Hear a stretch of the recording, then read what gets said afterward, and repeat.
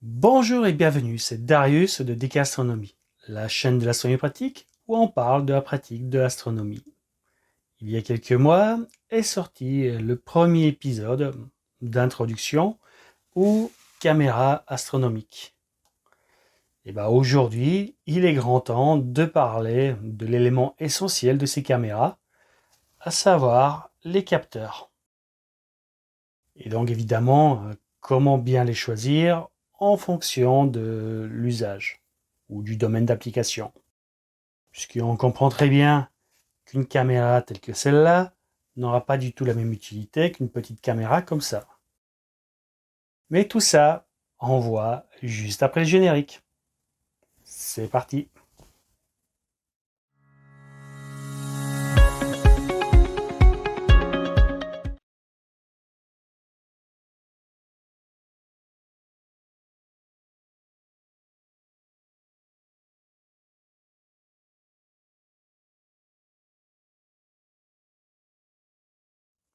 Bon, donc le premier épisode de cette playlist, c'était cet épisode-là.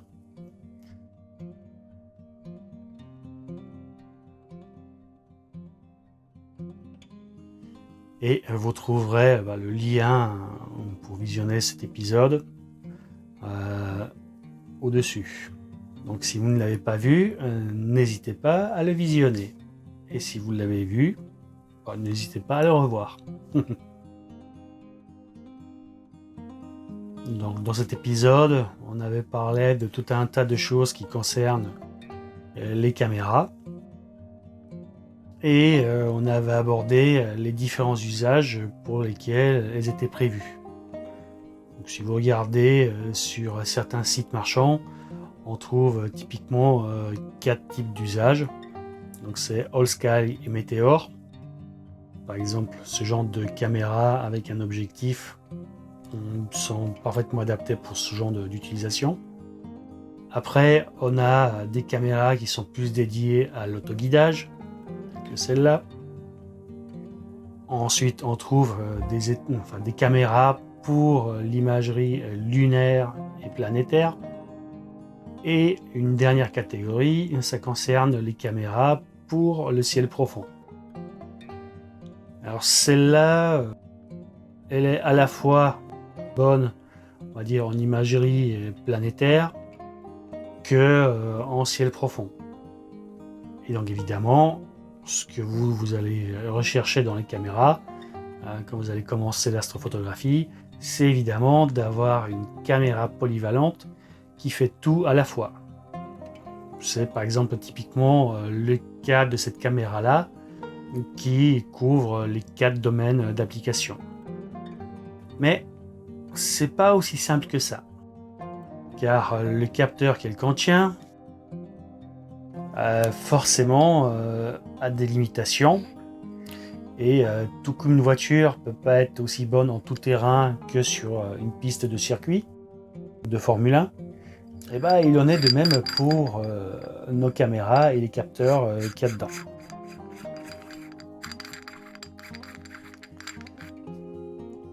Donc, sur le papier, cette caméra-là, elle couvre les 4 domaines d'application. Dans la pratique, je dirais qu'il n'y a pas 4 domaines d'application, mais il y en a 5. Ça, on le verra tout à l'heure. Et forcément, cette caméra, avec ce petit capteur de 6 millions de pixels quand même, forcément, elle ne peut pas être bonne partout. Et donc, il y a tout un tas de caractéristiques liées au capteur qui est là, qui feront que dans certains domaines, elle sera bonne, dans d'autres domaines, elle sera nettement moins bonne. Et on verra qu'une caméra polyvalente, elle sera polyvalente, mais bonne nulle part. Et si vous êtes débutant, même si pour ma part j'en suis satisfait, cette caméra-là, avec ce capteur-là, je vous le déconseille. Pourquoi ? Alors là encore, tout est une question d'usage.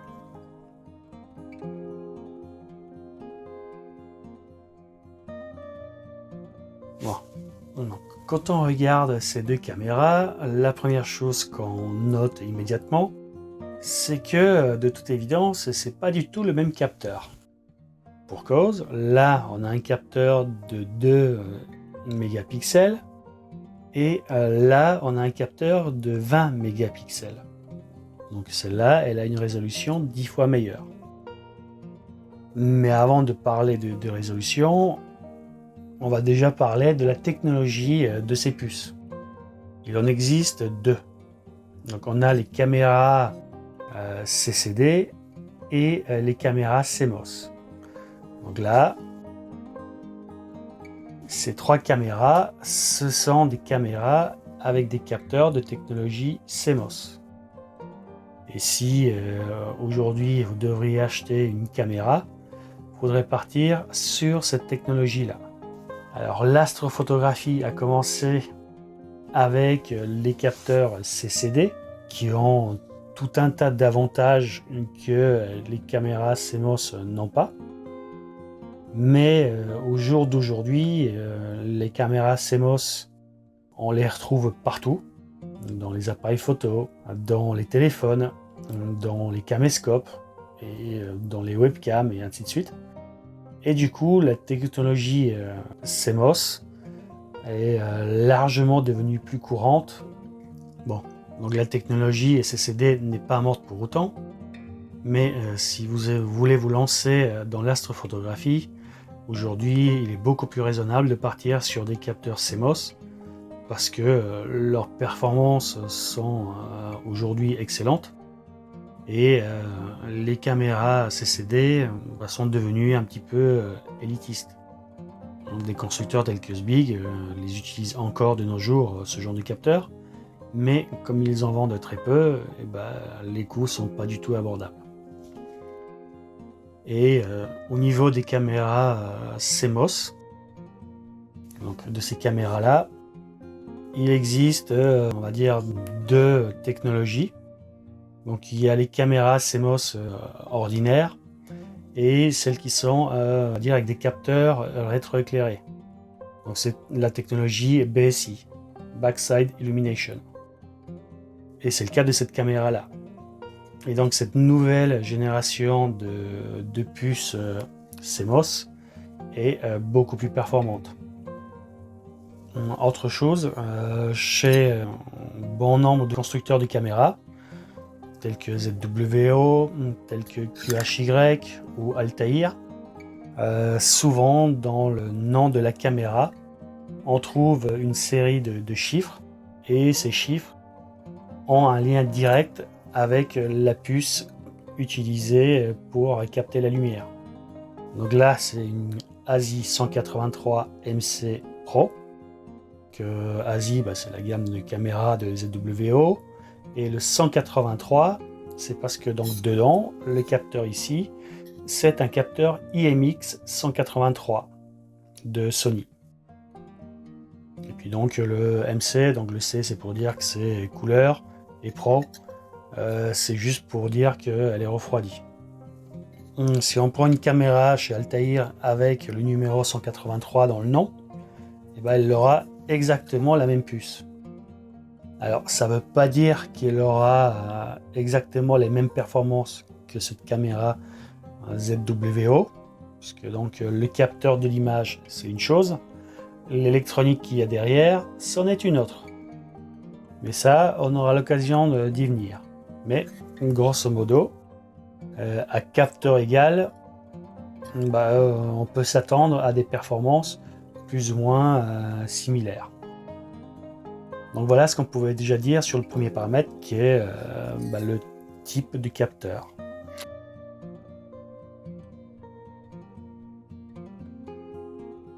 Le deuxième paramètre, c'est la résolution.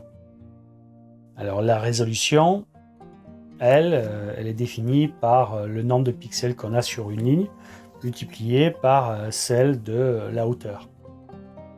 Et donc le produit des deux nous donne la résolution de la caméra. Donc les fameux mégapixels. Donc ça c'est une 20 mégapixels. Celle-là c'est une 6 mégapixels.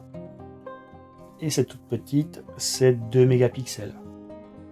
Si on prend une ASI 120 mm mini, donc la petite sœur de celle-là, et ben, le capteur qui est ici, il a juste 1 million de pixels. Donc c'est une caméra très réputée dans l'autoguidage. Mais j'ai préféré payer un peu plus cher pour celle-là parce que, bon, on le verra plus tard, mais voilà. Donc ici j'ai de l'USB 3, un capteur du coup 2 fois plus grand, et donc ça étend ses possibilités. En planétaire, celle-là elle sera beaucoup plus performante qu'une 120 mini.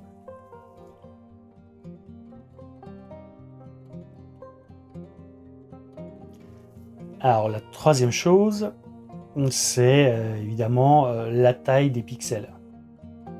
Si je compare cette caméra à cet appareil photo qui est un Canon EOS 200D, donc là j'ai un 20 mégapixels et là j'ai une caméra 20 millions de pixels. Par contre, si on regarde les capteurs,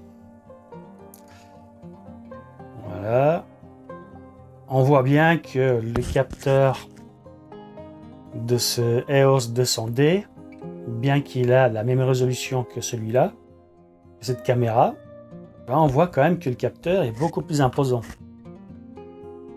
beaucoup plus gros.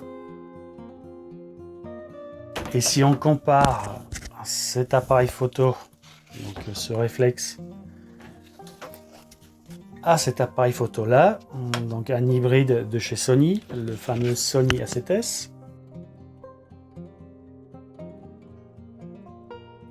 Voilà. Donc là, on voit que le Sony A7S a un capteur plein format, alors que là, c'est un capteur APS-C. Et donc là, j'ai 20 millions de pixels, et là, j'en ai que 12. Et donc évidemment, vous comprenez que la taille des photosites, d'une puce à l'autre, elle change. Alors vous demandez, ouais, et alors? Et un grand capteur avec des gros photosites a plein d'avantages qu'un capteur avec des photosites beaucoup plus petits n'a pas. Et et c'est également vrai dans l'autre sens. C'est-à-dire que ce capteur-là a tout un tas d'avantages que celui-là n'a pas. Je m'explique. Si je veux prendre en photo des planètes, les planètes, on a beau grossir monstrueusement, on a beau avoir 2 ou 4 mètres de focale, les planètes sont pas très grandes. Et donc on a intérêt à avoir des photosites, donc des pixels tout petits. Et donc là on est sur des pixels qui font 2,4 micromètres.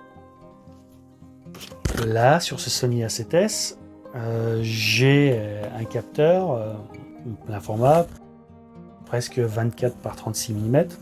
Bon, un petit peu moins, mais bon, c'est pas grave. Quoi qu'il en soit, les photosites font, je crois, dans les 9 micromètres. Donc, chaque petit carré de ce capteur qui va collecter la lumière va collecter énormément fois plus de lumière que chaque petit capteur de cette caméra. Et donc, pour le ciel profond, cette caméra-là, le capteur de cet appareil photo-là sera nettement plus performant que celui de cette caméra-là.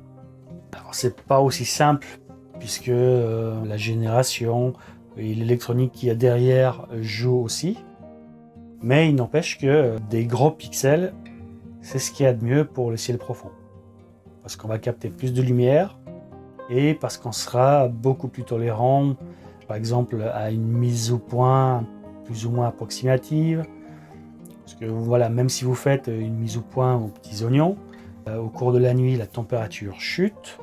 Et quand la température chute, que ce soit télescope ou lunettes, elles sont faites de métal. Le métal se rétracte et la mise au point va bouger, va changer. Et donc, soit toutes les demi-heures ou toutes les heures, vous refaites la mise au point. Alors là encore, le rapport FD il joue sur la sensibilité de la mise au point, mais sur de l'imagerie du ciel profond, on est sur plutôt des FD courts.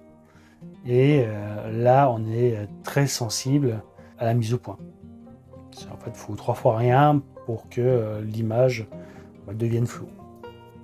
Et donc, avoir des gros pixels, outre le fait qu'ils vont collecter beaucoup plus de lumière, parce qu'ils ont une beaucoup plus grande surface d'acquisition, et ils seront aussi beaucoup plus tolérants aux petites erreurs de suivi, de mise au point, et ainsi de suite.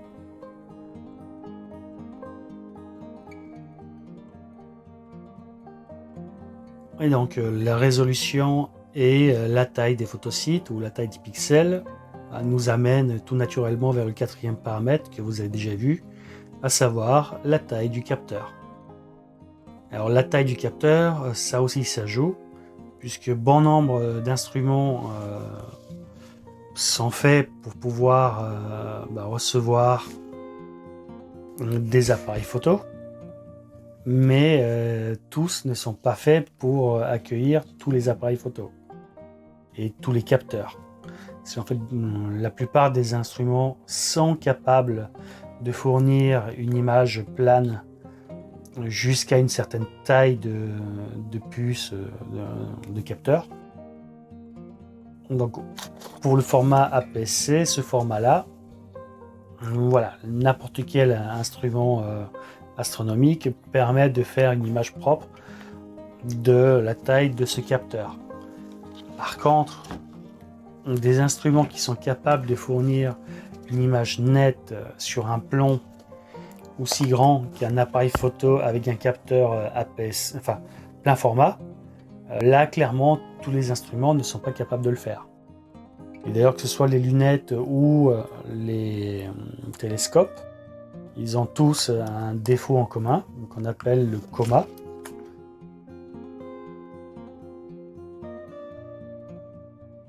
Et donc dans les coins de l'image, outre le vignettage, on va avoir des étoiles un petit peu en forme de comète. Donc ce qu'on appelle l'erreur de coma. Et donc ça se corrige avec des correcteurs de coma ou des aplanisseurs de champ. On parle de correcteurs de coma pour les télescopes et d'aplanisseurs de champ ou de correcteurs réducteurs pour les lunettes. Mais l'idée est la même, c'est d'avoir une image nette pour un capteur de données, enfin sur un plan donné. Et donc tous les instruments ne sont pas capables de fournir une image nette de la taille d'un capteur plein format. Donc ça, il faut savoir. Ça sert à rien de mettre un Sony A7S au bout d'une lunette qui est capable de fournir une image nette que pour la taille d'un capteur de la taille d'un APS-C. Alors vous pouvez le faire, mais du coup pour avoir une image nette, il faudra la cropper, la rogner, couper une bonne partie de l'image, les bords, pour ramener cette image d'une taille comme ça à une image de la taille de ce capteur là.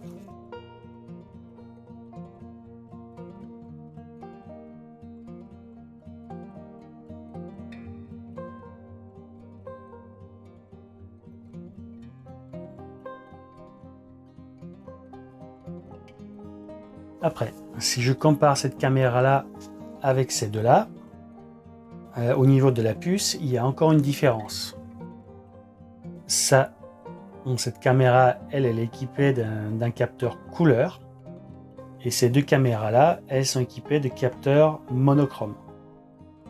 Alors ce qu'il faut savoir, c'est que à capteur égal, ce capteur IMX 183 qui est à l'intérieur, il existe en deux versions, la version couleur et la version monochrome. Et la version monochrome est systématiquement plus chère.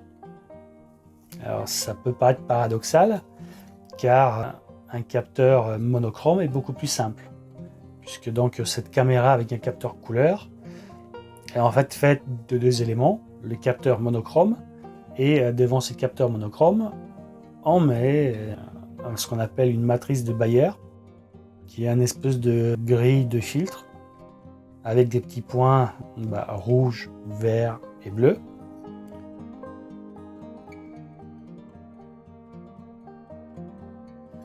Et cette fameuse matrice de Bayer, du coup, on aura un petit filtre au-dessus de chaque pixel. Et donc là, pour reconstituer une image en couleur, c'est 4 pixels qui sont grillés pour fabriquer un pixel final. Alors, quand je dis grillé, c'est grosso modo pour un pixel rouge, un pixel bleu et 2 pixels verts pour fabriquer ou reconstituer derrière un pixel avec les 3 couches de couleurs rouge, vert, bleu. Alors vous allez me dire, du coup, quel intérêt de prendre des caméras monochromes? Et vu que toute la surface du capteur collecte la lumière, peu importe le filtre qu'on met devant, et à capteur égal, une caméra monochrome, elle aura une résolution 2 fois meilleure. Et par exemple, quand on fait de l'autoguidage, quand on guide sur une étoile blanche sur un fond bleu ou une étoile blanche sur un fond noir ou gris, vous comprenez bien que ça change pas grand chose. Et les caméras monochromes sont plus sensibles. Vu qu'elle n'a pas de filtre coloré devant, forcément, à puce égale, celle qui laisse passer toute la lumière sera plus sensible que celle qui laisse passer une des 3 plages de longueur d'onde, à savoir le rouge, le vert ou le bleu. Donc c'est ça le principal intérêt des caméras monochromes, plus de sensibilité et au final une meilleure résolution. Alors vous vous demandez, puisque donc c'est plus facile de fabriquer un capteur monochrome qu'un capteur couleur, puisque derrière les capteurs couleur, c'est exactement les mêmes capteurs monochromes qu'on trouve. Donc normalement, les capteurs couleur devraient coûter plus cher que les capteurs monochromes, mais ce qu'il faut savoir, c'est que ces puces, donc quand elles sont fabriquées en version couleur, elles sont fabriquées en grande série, parce que ces puces vont servir à plein d'applications, cam, appareil photo, enfin voilà, on va les retrouver à toutes les sauces. Par contre, des capteurs monochromes, les débouchés d'application sont très limités. Et donc même s'ils sont moins coûteux à produire, ce qui est rare est précieux et voilà. Au final, les fabricants les font payer plus cher. Donc c'est pas juste, mais c'est comme ça. Bon, donc là, avec cet épisode, on a déjà dégrossi un petit peu le sujet des capteurs et on a parlé de la partie visible de l'iceberg. Après, il reste l'autre moitié de l'iceberg, la grosse moitié, toute la partie compliquée. Donc là où on va parler du temps d'exposition minimal, maximal, de l'OM-GLOW, du rendement quantique, du bruit de lecture. Enfin voilà, il y a tout un tas de sujets à aborder. Et si j'abordais ces sujets dans cet épisode-là, il serait beaucoup trop long. Et donc c'est pour ça que j'ai décidé de faire cet épisode finalement en 2 parties. Alors rassurez-vous, la partie d'après elle sera à la suite de cet épisode. Donc je vous dis à bientôt. Si vous avez appris plein de choses ou si cet épisode vous a diverti, n'hésitez pas à le liker. Et on se retrouve très bientôt pour la 2e partie de cet épisode. A plus, ciao.